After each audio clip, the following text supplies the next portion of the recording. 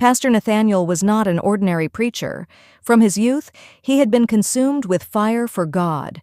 His ministry started under a mango tree, with just a wooden bench and a handful of believers. Over the years, his humble prayers turned into revival meetings, his little fellowship blossomed into a great church, and his name spread far beyond his hometown. People called him the man with clean hands and a pure heart. But greatness carries weight, and with every miracle and testimony, the demands on Nathaniel's life grew heavier. His wife, Miriam, stood by him, fasting, praying, and raising their children. Yet Nathaniel spent more time with the congregation than with his family. Slowly, exhaustion opened the cracks that temptation would later slip through. It began innocently. A young choir leader seeking counseling, she admired his teachings, praised his sacrifices, and often told him, "Daddy, you're my inspiration." Her words fed an ego he didn't know was hungry. One evening, while praying with her in his office, the prayer ended in silence, the silence in desire, and desire in a sin that would stain his ministry forever. At first, Nathaniel tried to bury it. He preached louder, fasted longer, and laid hands on more people, but the guilt ate at him. Rumors spread like wildfire. The choir leader left the church in tears, and a deacon confronted him with evidence. When the truth came out, the once crowded church became a desert. Leaders resigned. Members scattered. His wife packed her bags with silent dignity, taking the children away from the chaos. The same newspapers that once celebrated his crusades now carried headlines, "Pastor Nathaniel in Immorality Scandal." Alone in his empty house, stripped of pulpit and people, Nathaniel finally collapsed before God. Tears streamed as he whispered, "I have slain my own altar. Lord, is there mercy for a fallen soldier?" The story didn't end with restoration to ministry. God forgave Nathaniel, but his calling was never the same. He lived the rest of his days in quiet repentance, working in a small orphanage, washing the wounds of fatherless children, the kind of quiet service that never made headlines. And that was his redemption, not in rebuilding his empire, but in serving the least, away from the spotlight. Alone in his empty house, Pastor Nathaniel sat where once his study had been full of light and visitors. The shelves still carried his Bibles, notebooks, and sermon outlines, messages that had once drawn thousands. But now they looked back at him like silent witnesses to his failure. He had preached about holiness, warned others about temptation, and yet here he was, fallen, broken, stripped of the pulpit he once guarded with passion. The church was gone. His wife Miriam had left quietly, carrying their children with her, choosing peace over scandal.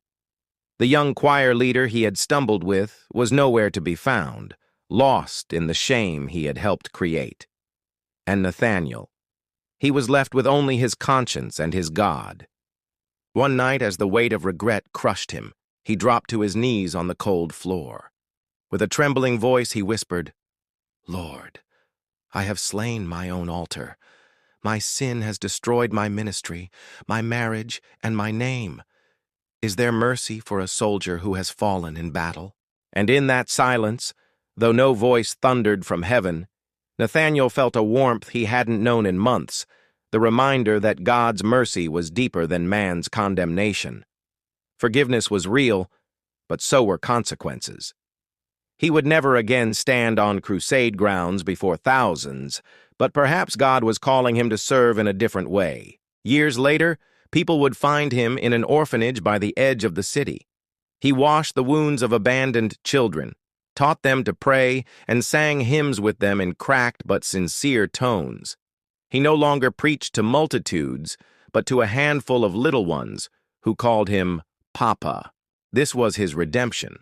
Not in rebuilding his empire, not in regaining the spotlight, but in discovering that true ministry is not measured by the size of the crowd, but by the depth of love. Nathaniel's story became a quiet testimony that a man can fall, but if he surrenders, God can still use the broken pieces. If you have watched this video so far, like and subscribe. Alone in his once vibrant house, Pastor Nathaniel was surrounded by silence that spoke louder than any sermon he had ever preached. The dining table where he once prayed with his family was covered in dust. The study that had been his sanctuary now mocked him with shelves full of sermons about holiness and faithfulness. His journals, once filled with visions, prophecies, and declarations, now seemed like reminders of a man who had betrayed his own words. The scandal had spread quickly. Members who once defended him now turned their faces away. When they saw him in the marketplace, his neighbors whispered as he passed.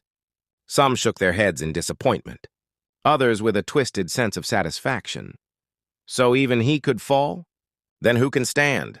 The newspapers that once praised his crusades now carried the headline of his failure. But the deepest wound was not public shame. It was the emptiness at home. Miriam, his faithful wife, who had labored with him through years of poverty, fasting and praying at his side, had finally packed her bags with quiet dignity. She had not shouted, she had not cursed. She simply said, "Nathaniel, I cannot raise the children in this storm," and left. The children followed her, confused, torn between love for their father and loyalty to their mother. Nathaniel watched them leave with tears burning his eyes, knowing he had driven away the very ones who had once been his greatest support. For weeks he wandered his house like a ghost. He ate little, slept less, and replayed the moment of weakness over and over in his mind. How did I get here? He asked himself. How did I, who warned others about sin, become a prisoner to it? One cold night, the weight became unbearable. He fell on his knees in his empty living room. With his forehead pressed to the floor, he whispered, "Lord, I have slain my own altar. I have destroyed the very work you gave me. My name is mud, my ministry is gone, my family is broken. I deserve nothing. But please, is there mercy for a soldier who has fallen in battle?" The silence that followed was heavy. Yet in that silence, Nathaniel felt a faint presence, the same presence he had once known on fire-filled crusade grounds. It was not the shout of revival. It was not the roar of miracles. It was a gentle whisper in his heart. "My son, I forgive you." Tears flowed until the floor beneath him was wet. Forgiveness did not erase the consequences. His pulpit would not return. The crowds would not gather again. His wife might never come back, but God had not abandoned him. And that, Nathaniel realized, was enough. Years passed. People who once knew him by his sermons now knew him by his service. They found him in a small orphanage on the edge of the city. He no longer wore fine suits or carried a shiny Bible. Instead, he wore simple clothes. And his hands, once raised over multitudes, were now used to wash the wounds of abandoned children.